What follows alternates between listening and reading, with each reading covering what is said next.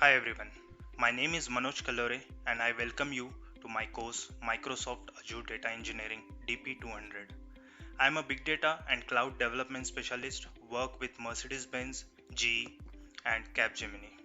This course is designed for certification preparation as well as IT professional who want to build career in cloud data engineering.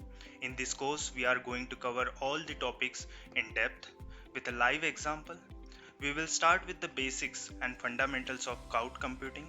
Then, when you are familiar with all the basics, we will cover implementing storage solution in Microsoft Azure.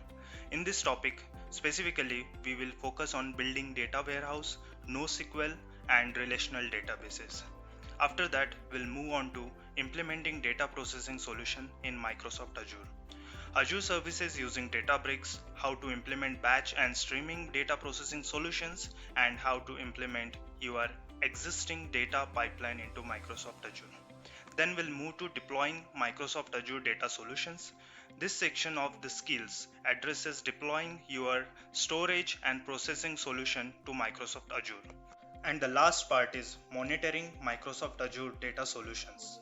The final section of these skills cover monitoring your Microsoft Azure data environment performance.